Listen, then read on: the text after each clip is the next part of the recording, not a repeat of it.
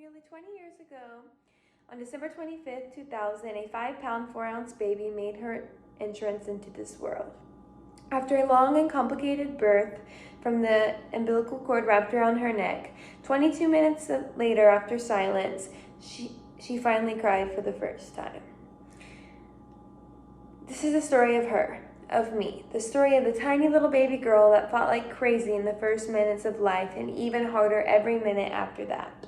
This is the story of a girl that accomplishes anything she sets her mind to. That girl is me, Taylor Grace Nelson, and they call me Tay.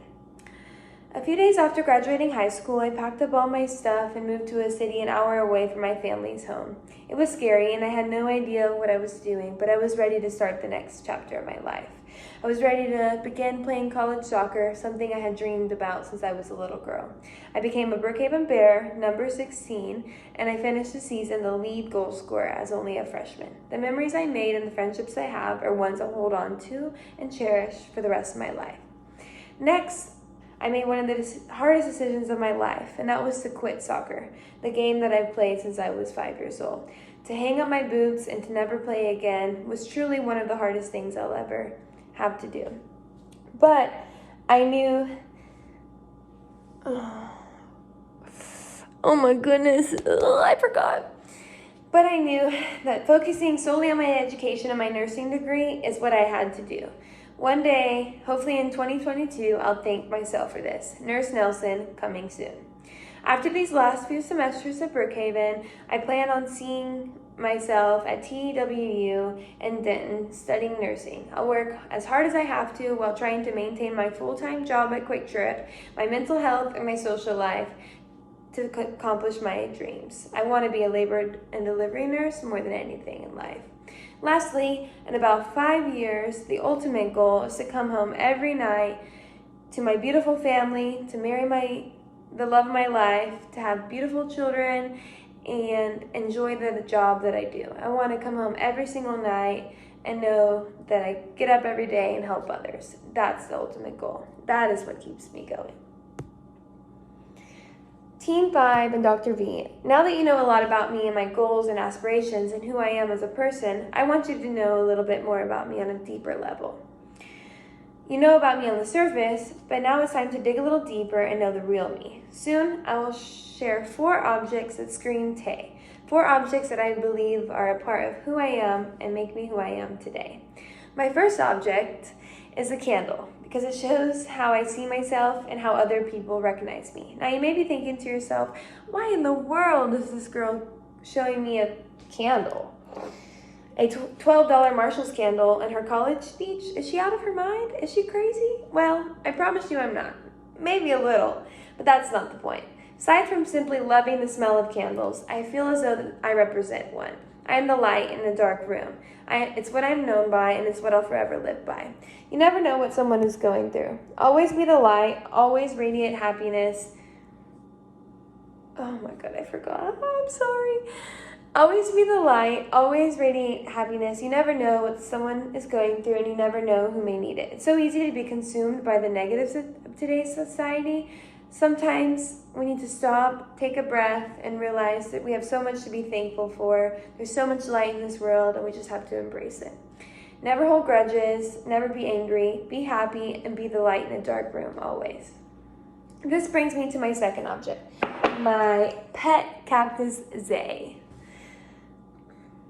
Something about me that is hidden. This represents something about me that is hidden, something that nobody really knows about me. I was always the popular girl in high school, always the athletic girl, the sporty girl, the too cool girl, but actually deep down, nobody knows that I'm the nature girl. This is a side that nobody sees from me besides my family and my "your cactus already had an ice cube this week" boyfriend.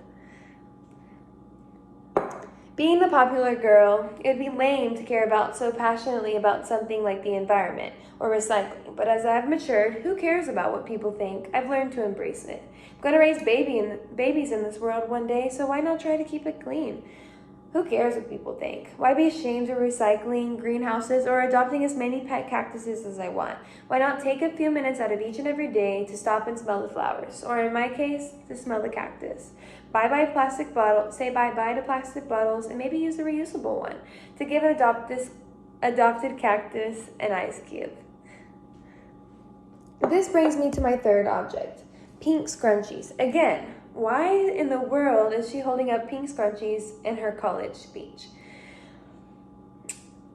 The pink scrunchies have something that's super meaningful and super close to me in my heart.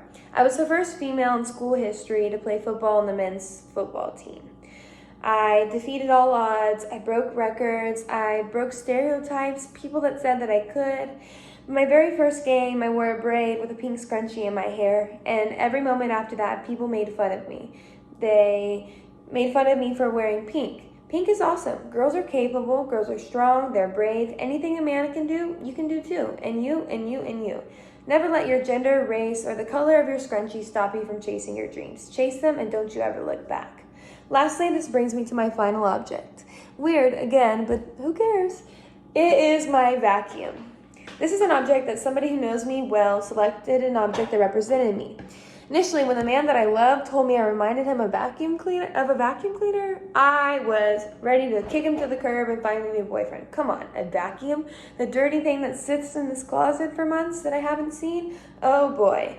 But then soon, something pretty beautiful came out of his mouth. He said, "Tay, you remind me of a vacuum cleaner because you're constantly trying to pick up people's pieces. You're always there when things falling apart or when things get messy.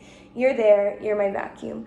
Aww, I never thought a vacuum would turn into a little love story, but here it is. You never know. A simple checking up on someone message or a simple "I care about you, I miss you" message could go a long way. It's what I live by. I always try to make myself available to the people that I love. I always try to pick up the pieces. I always try to make a difference. Now that you know a lot about me, a group of almost strangers know a lot about my life, more than I've ever shared in a long time. So much of our day-to-day lives are what we experience. They make us who we are today. If I was never the popular girl or the too cool girl, I don't think I would ever be as grateful as I am now to smell the flowers or adopt another pet cactus. If I never wore pink scrunchies to football practice, I would have never felt the feeling of overcoming gender inequality and sexist men. The feeling of empowerment, breaking records, success. Life is good. I love my people. I love my cactus, pink scrunchies, vacuum, everything. I love my boyfriend that says remind him of that vacuum. And I love this class. I absolutely cannot wait to see what we accomplish. Thank you for listening. Thank you for your time. See you soon, Team 5. Team 5 rocks.